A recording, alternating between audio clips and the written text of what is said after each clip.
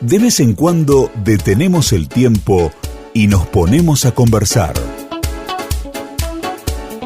Aquí estamos en la programación de Radio File en www.radiofile.com.ar.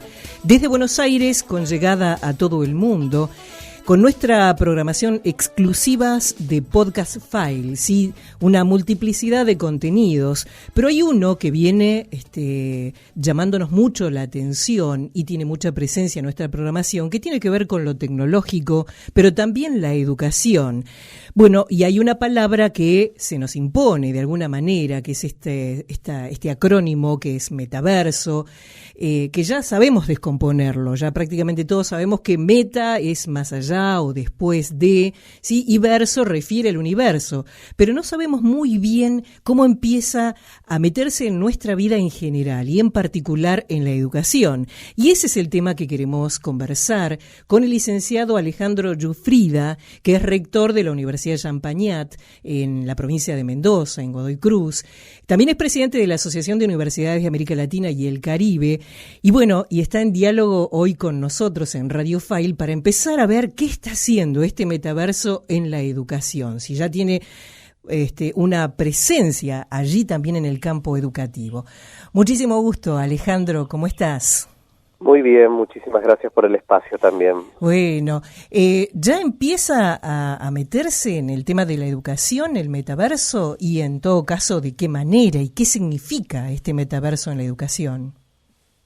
Bueno, hay algunas experiencias iniciáticas de instituciones que han empezado a trabajar con el plano del metaverso o empresas que han empezado a desarrollar opciones de metaversos para instituciones educativas. Uh-huh. Todavía es muy nuevo porque en realidad es nuevo para todos los sectores. Claro, siempre hay exacto. sectores que por su capacidad financiera suelen estar un poco más adelantados, en la punta o claro. Adelantado, principalmente los retails o sectores financieros que pueden entrar en universos con un poco más de soltura. Claro. La educación está empezando a entrar y hay algunas experiencias interesantes, pero aún no conocemos en su totalidad la potencialidad que puede llegar a tener, ¿no? Claro. Y vos venís trabajando desde todos los aspectos, porque también hay un compromiso político, digamos, la educación y puntualmente la universidad tiene una participación política para empezar a unir, en todo caso, estos esfuerzos, ¿no? Estos dos planos, lo que va transitando en general por la vida desde el punto de vista económico de la empresa y lo que se traduce desde la universidad o al revés, ¿no? Se implican mutuamente. Claro, sí, totalmente. Bueno, la pandemia, el proceso que vivimos de virtualización masiva durante la pandemia mostró que ahí había, en esa virtualización, más allá de las dificultades que todos vivimos, había una democratización grande porque todas las universidades empezamos a ver estudiantes en nuestros campus virtuales de puntos geográficos que antes no venían. Claro, porque les costaba mucho más venir. Uh-huh. O sea que la distancia se resolvió de alguna manera. Se resolvió cuando terminó la pandemia y volvimos a la presencialidad. Se volvió a complicar en algunos puntos. Claro. Algunas universidades han sido más sensibles a eso, otras no.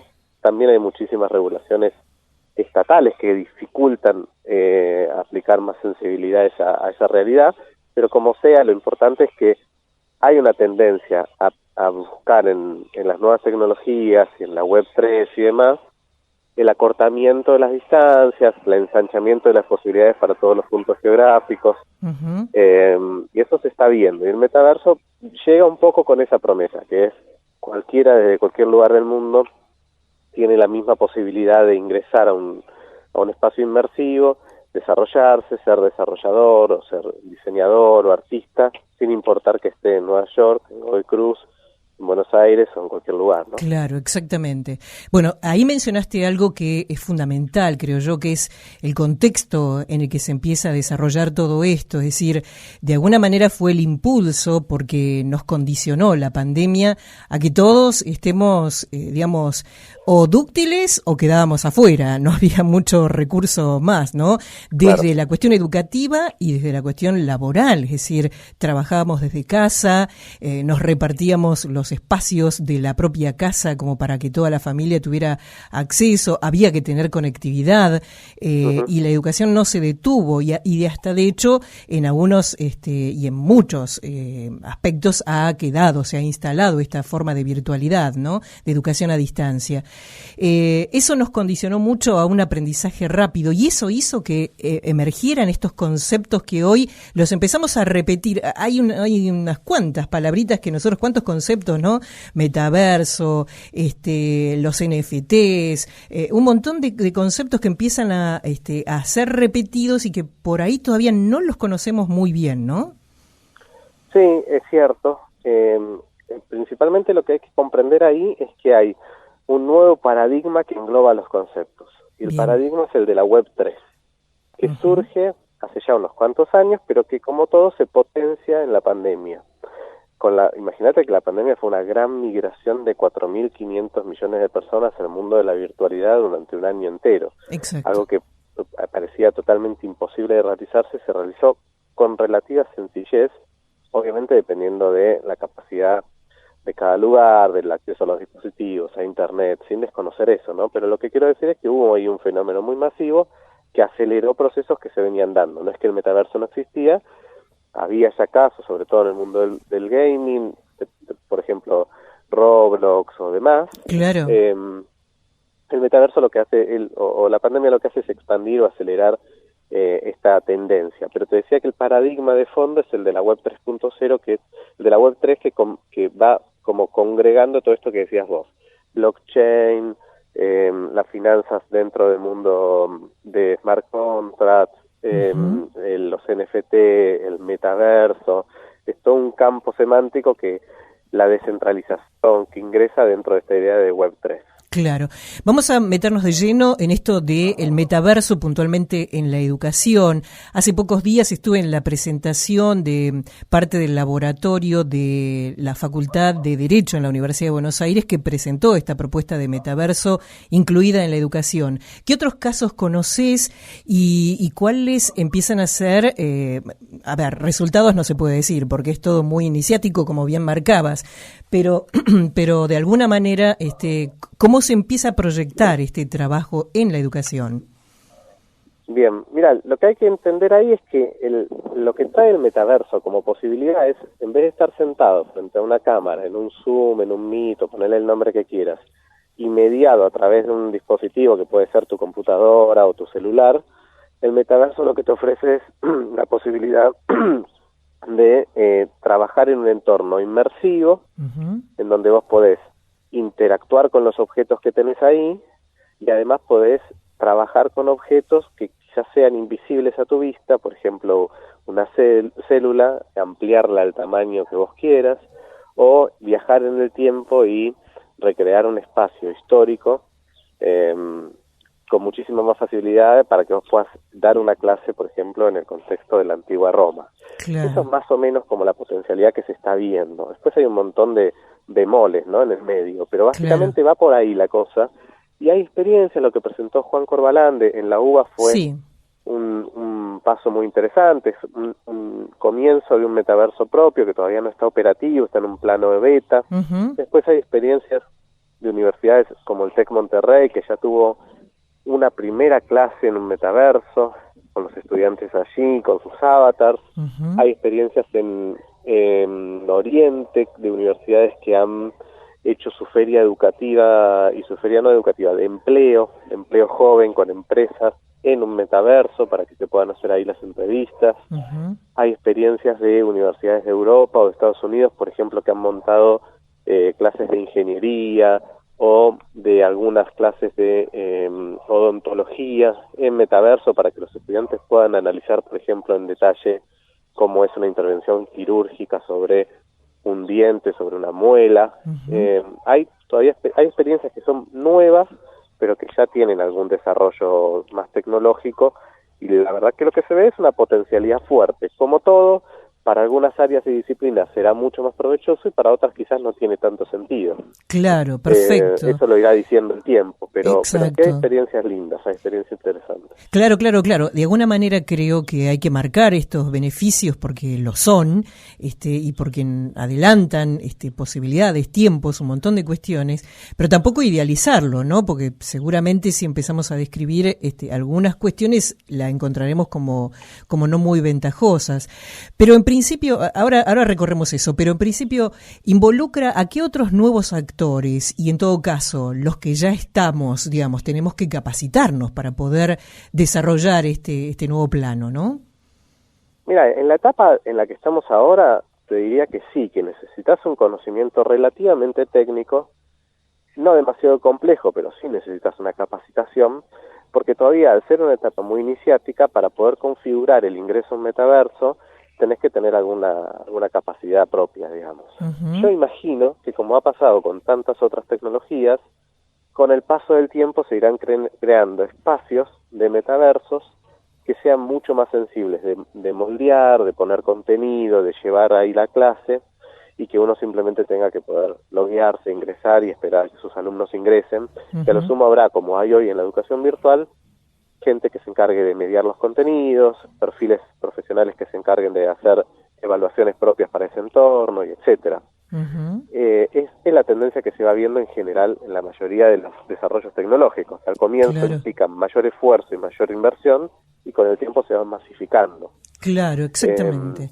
Lo que me parece como concepto, creo que más revolucionario al fin y al cabo, es que se diluye mucho el espacio físico. Uh-huh. Entonces, ya no tiene tanta lógica pensar que mi universidad es una universidad de Mendoza, porque quizás yo puedo abrir un seminario en un metaverso en donde no tenga ningún estudiante de Mendoza, tenga estudiantes de cualquier lugar, total ya no importa, porque el lugar en sí mismo es justamente ese metaverso, ese entorno inmersivo, virtual, con avatars, etcétera. Claro, perfecto. Sí. Bueno, decía yo hace un ratito que, de hecho yo estoy cursando un posgrado y lo hago de manera virtual, yo desde la Argentina, con argentinos, pero hay integrantes de muchísimos otros países que están accediendo por ahora con la modalidad de Zoom, ¿no? Pero esto cambia de realidad, justamente realidad virtual, con el metaverso. Pero decía yo, en cuanto a las personas involucradas, no sé, hacen falta necesariamente programadores, sin lugar a dudas, para desarrollar este nuevo ámbito, artistas, creativos, narradores de historias, diseñadores, ¿no? Me parece que empiezan a rondar, digamos, las nuevas profesiones que también se van definiendo y que son necesarias para desarrollar estos aspectos.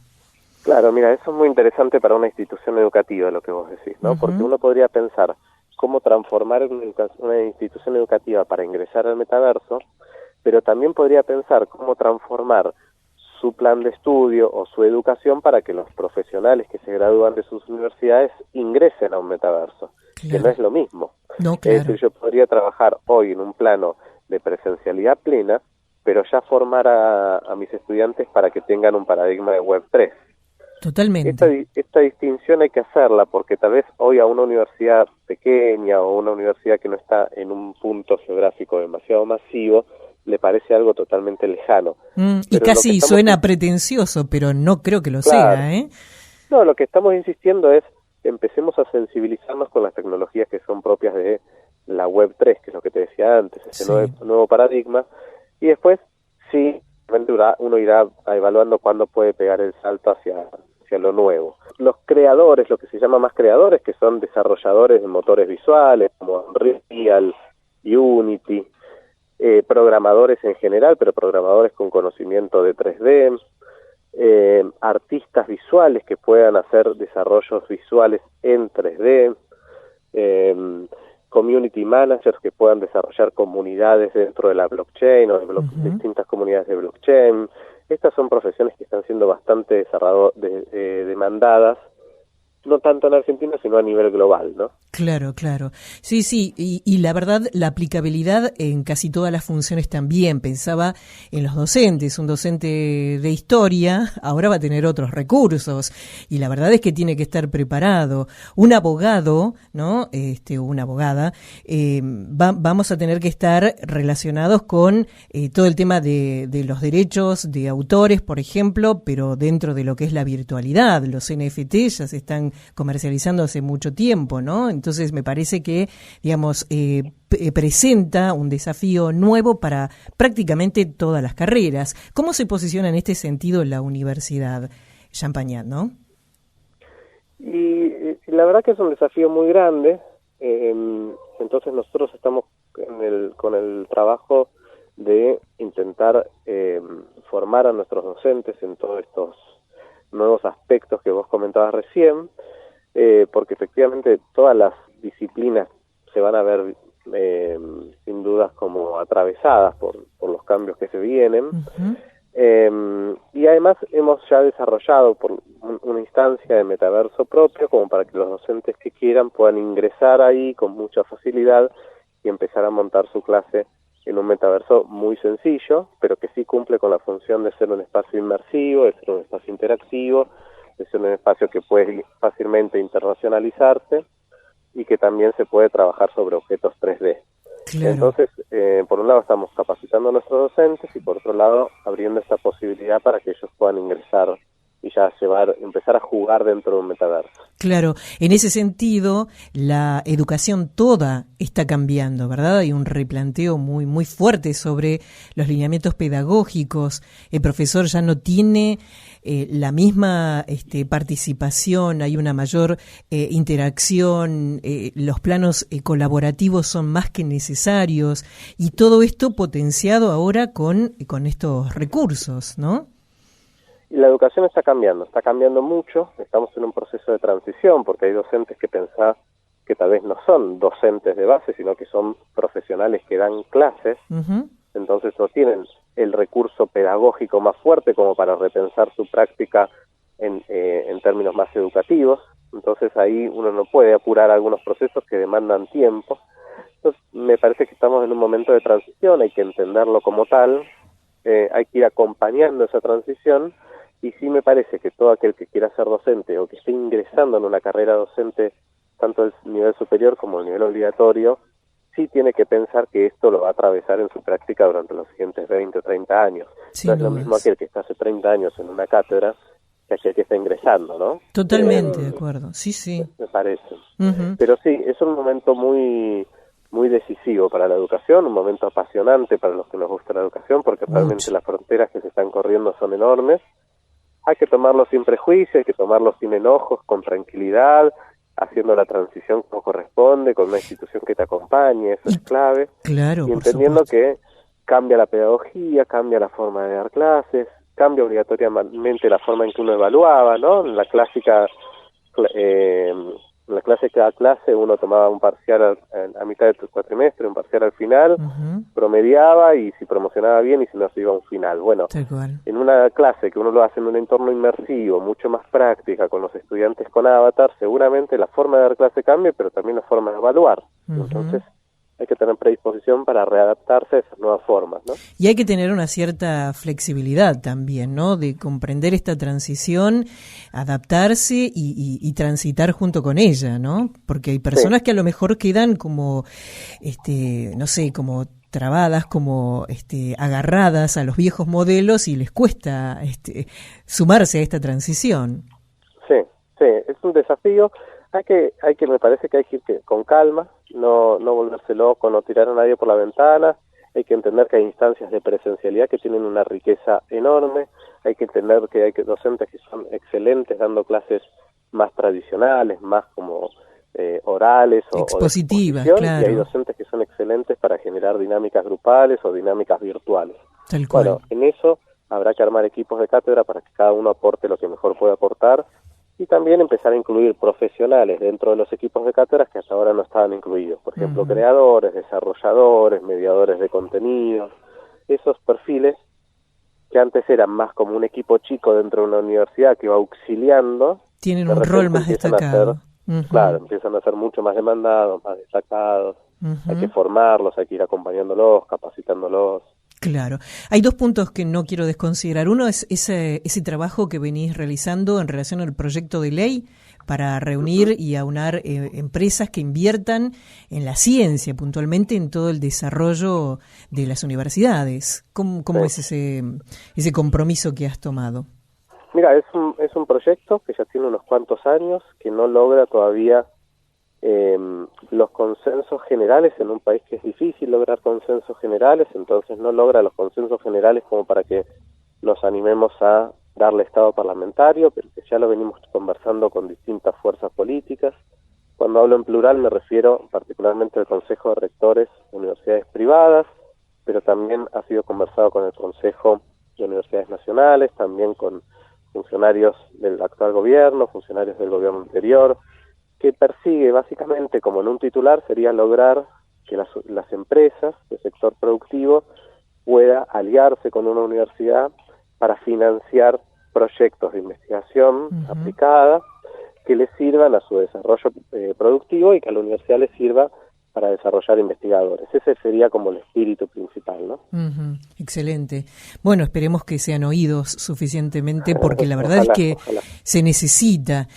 Y por último, esto que planteé así, que lo dejé como entre comillas, digamos, los beneficios que yo creo que son todos, yo adhiero totalmente a estos cambios, pero también me parece que tenemos que ser un poco cuidadosos, ¿no? Porque podemos caer en una suerte de idealización. Es decir, marcaste muchas ventajas recién. Marcaste, qué sé yo, por ejemplo, la gamificación aplicada al conocimiento, la educación, la geolocalización. Hay un montón de elementos que van a trabajar de manera positiva. ¿Qué podríamos estar perdiendo en un mundo inmersivo, virtual, y ya con casi nada de contacto físico? Mira, la verdad que es difícil la pregunta. No lo sé, porque todavía no sé cuando se masifique el mundo del 3D y el mundo inmersivo, qué consecuencias en realidad puede llegar a tener. No lo sabe nadie en concreto, pero... Sí hay dos cosas que se me ocurren así como velozmente para sumar a esto que vos planteás tan interesante.